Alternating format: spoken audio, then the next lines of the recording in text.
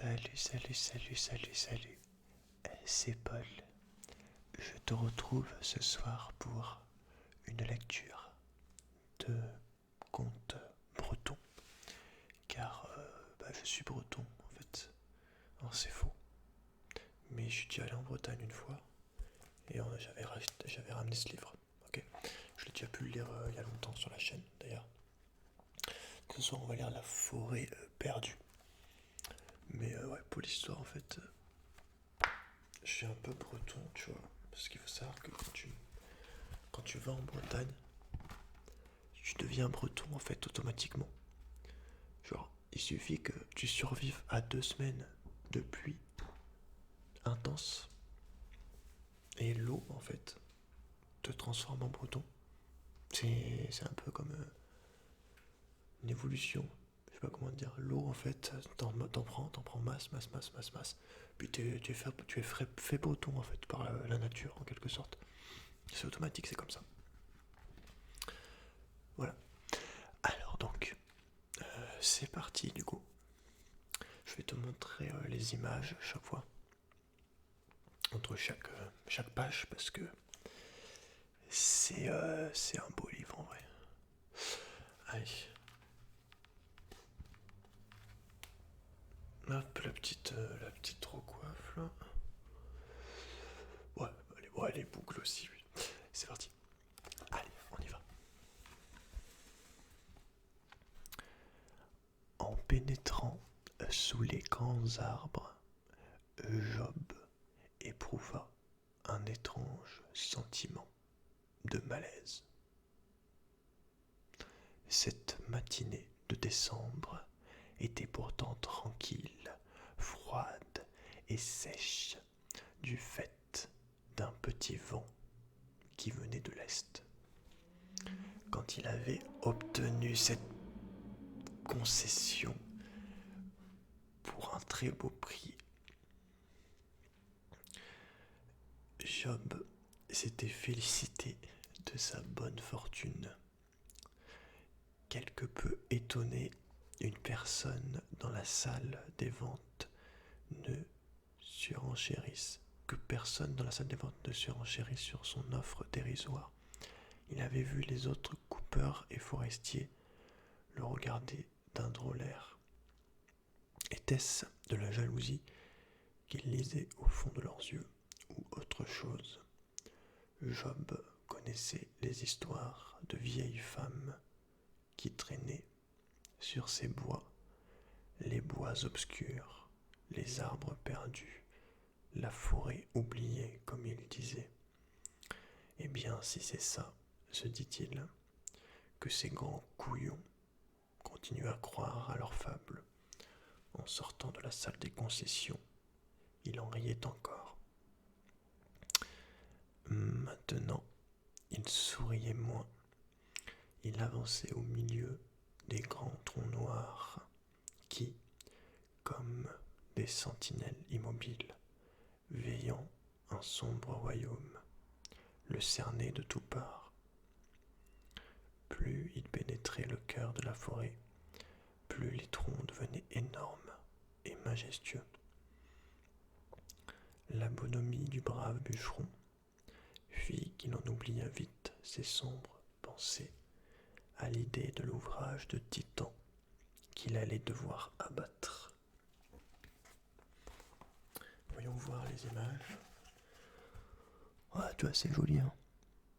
Il y a les petits corrigans là, posés quoi sur les troncs, tu vois. C'est en image réaliste. Fantasy, très très beau.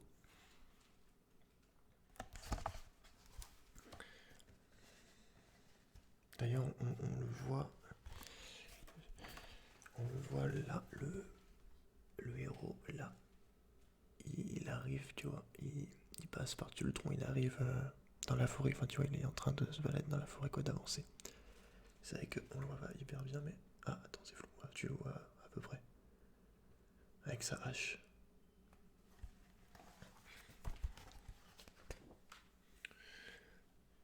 Oula, qu'est-ce que c'est que ça? Resserrant sa grosse poigne sur la cognée et la besace pleine de coins en bandoulière, il déboucha bientôt dans une pièce, dans une petite clairière, où les rayons d'un soleil blafard jouaient sur une petite brume qui voilait un épais tapis de belle mousse verte. Le bûcheron fit halte, estimant l'endroit propice. Plus qu'une clairière, c'était plutôt une trouée dans la forêt, due sans doute à la chute de quelques grands arbres qui, eux, dormaient à présent couchés sous l'humus. Il accrocha sa lourde veste de toile et sa besace à une branche, puis, ayant arrêté son choix sur l'énorme tronc d'un chêne plus que centenaire, se saisit de son impressionnante hache. Au premier coup, on entendit comme une plainte venue du fond des bois, et comme une gifle, un vent froid se leva et vint lui fouetter le visage. Un frisson secoua sa grande carcasse. « Brrr, fit-il, voilà le vent qui se lève. Ce qu'il me faut, c'est une bonne suée. » Et il se mit à l'ouvrage. Les coups de hache taillant le tronc provoquèrent alors un véritable déferlement de vent glacial et mugissant. Une tempête de feuilles mortes s'abattit sur lui en vagues tourbillonnantes, l'aveuglant littéralement. Le brave homme dut mettre genou à terre et rentrer la tête dans les épaules pour se protéger des bourrasques. Tout volait autour de lui en un terrifiant carrousel du diable.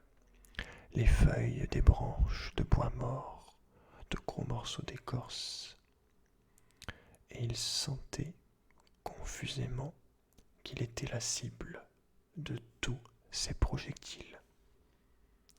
Puis les vents moururent, remplacés par un silence oppressant. Le pauvre Job releva la tête pour s'apercevoir qu'il était à demi recouvert par un amas de bois mort et de feuilles. Le plus terrifiant, c'est qu'à quelques mètres de lui, rien ne semblait avoir bougé. Alors, on voit... moi je vois rien du coup, mais voilà, on voit les petits bonhommes sur les branches en fait. Tu vois, c'est eux qui lancent les trucs, tu vois, ils sont accrochés aux branches, comme s'ils voulaient fusionner avec la branche, tu vois ce que je veux dire. Ils sont vraiment les bras autour, tu vois, genre, on les distingue assez mal en vrai, mais on voit leur tête. Il te zoome, lui il est assis en mode posé, tu vois. Je suis désolé pour le chien, je suis en journée, il y a les... C'est vraiment compliqué. J'ai eu... comment dirais-je, j'ai pris la liberté de vouloir tourner en journée, hein, pour pouvoir dormir la nuit, ce qui est quand même mieux, hein, qu'on se le dise. Mais c'est toujours très compliqué, les vidéos à la journée. Très très très très compliqué. Donc si t'entends un espèce de cri derrière, pas d'inquiétude, c'est ce con de chien. Très très con, très très con. Bref, allez, on continue. Il se releva avec difficulté et se dégagea de sa gangue végétale en s'ébrouant.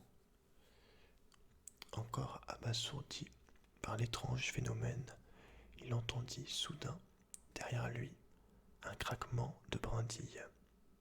Ce qu'il vit en se retournant le cloua sur place. Une assemblée extraordinaire, sous le couvert des grands arbres, le contemplait en silence. Un regroupement incroyable d'animaux de toute espèce se trouvait là mêlés. Chevreuils et renards, sangliers et lièvres, chats sauvages et lapins, ainsi qu'une multitude de petites bestioles se tenaient immobiles, serrées flanc contre flanc. Job sentait tous ces regards lourds posés sur lui. Mais bien plus étranges encore étaient les êtres qui se trouvaient au centre de l'étrange compagnie. Leur taille était celle d'un enfant, mais l'angoissante sagesse qui rayonnait d'eux démentait l'impression d'innocence et de fragilité. Ils étaient comme de jeunes arbres surgis du sol, couverts de mousse, de ronces et d'entrelacs de lierre. Quand l'un d'eux, se détachant du groupe, s'avança vers Job, le bûcheron raffermit sa poigne sur le manche de la hache, comme pour se donner un regain d'assurance. L'être parla alors, et sa voix était comme un souffle de vent dans la cime des arbres. Tu es venu troubler ces lieux, tu as dérangé un vénérable et blessé une mère dryade. Tu n'es pas le bienvenu, alors pars au plus vite. Donc, apparemment, il aurait fait une bêtise en se servant de sa... Désolé. En se servant de sa hache pour faire son job de bûcheron, tu vois. Donc là, on voit les trois anciens, là, au creux des arbres. Voilà, c'est les mecs qu'on va voir quand on a un souci, quoi. C'est eux. Là, il y a un tronc. C'est peut-être un arbre qui l'a attaqué, tu vois, ce qui fait la tête. Donc c'est très... comment dire, un peu écologique, on va dire. Franchement, bon, après je lis doucement quand même. Alors, le pauvre bûcheron s'insurgea devant ces accusations dont il ne comprenait rien. Je suis un homme de paix et je n'ai jamais blessé personne. Le bon Job vit l'étrange petit être s'agenouiller auprès de l'arbre. Crois-tu que ce vénérable ait supplié pour tomber sous les coups de ta hache? L'homme observa alors une chose incroyable. Le petit personnage caressa doucement le tronc, et la blessure infligée par la hache se referma doucement, ne laissant nulle trace des coups. Ces arbres m'appartiennent. J'ai payé cette concession. De quel droit? Nous sommes les protecteurs de ces lieux, et nul n'y fait intrusion impunément. Mais dites donc, petit bonhomme, vous croyez parler à un enfant qu'on punit parce qu'il charparde des pommes? À nos yeux, vous êtes bien des enfants, et nul enfant ne devrait utiliser des jouets aussi dangereux. Disant cela, le petit être effleura la grande hache. Job sentit comme un tremblement courir le long du manche de bois, et le lâcha dans un cri de surprise. Effaré, il regarda sans y croire. le manche se recouvrir de petites branches où s'épanouissaient déjà de jeunes feuilles d'un vert éclatant. Regarde ton précieux outil humain. Le bois se rappelle qu'il fut jadis une branche, et le fer retourne à la terre, d'où il n'aurait jamais dû sortir. Devant le spectacle de son fer de hache qui s'effritait et tombait en morceaux aussitôt, englouti par la mousse, le pauvre Job sentit monter du plus profond de son être un cri d'horreur. Il se mit à courir, trébuchant souvent, pour sortir au plus vite de ces bois hantés.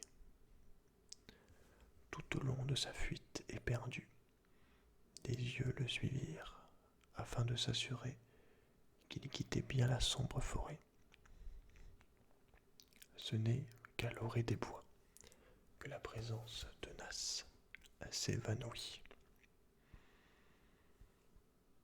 Ouais, pas grand chose à voir en vrai. Un tronc, tu vois, c'est l'ancien qui est mort, mais l'arbre pour le bûcheron, un simple arbre, mais y a pas de tête, on voit rien. Bof, bof, bof. Moi j'avais un énorme arbre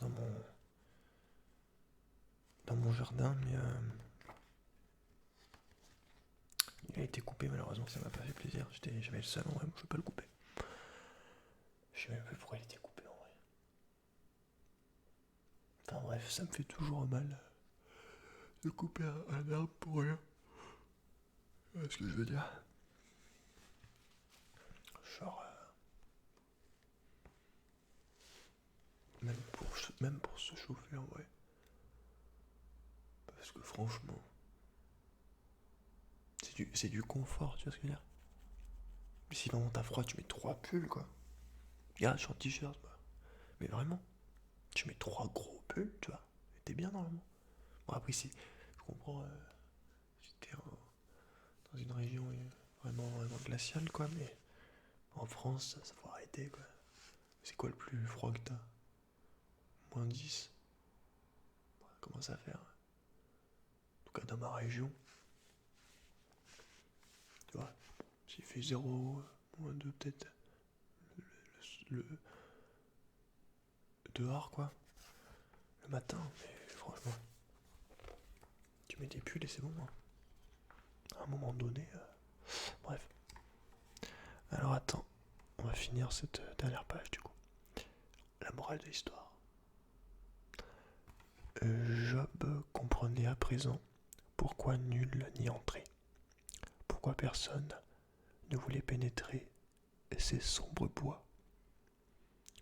On ne peut posséder ce qui ne vous appartient pas. Et il sut à son tour que cette obscure forêt serait pour l'homme à jamais perdu. Cette nuit-là, au cœur de la forêt, dans une clairière nimbée de lune, les dryades entamèrent une danse gracieuse, souple et silencieuse, seulement portée par les caresses lancinantes d'un léger vent ami.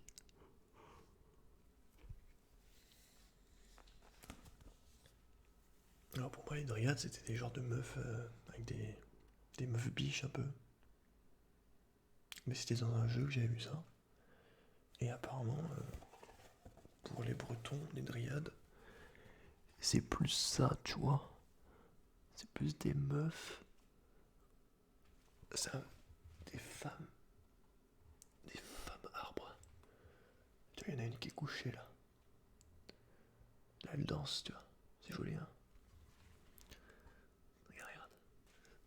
Attends. J'essaie de te montrer entièrement. Prêt.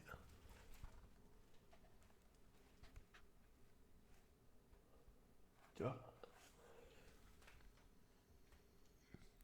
C'est toutes des dryades.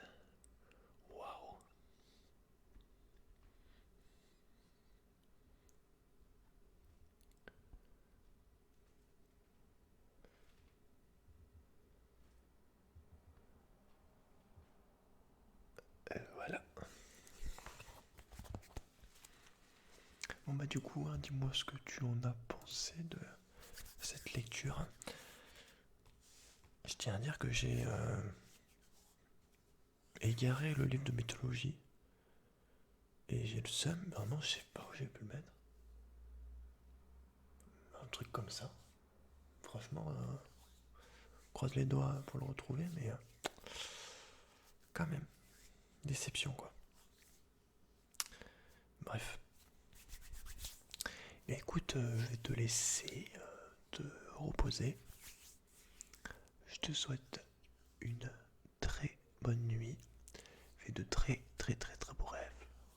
Et je te dis à très bientôt. Salut.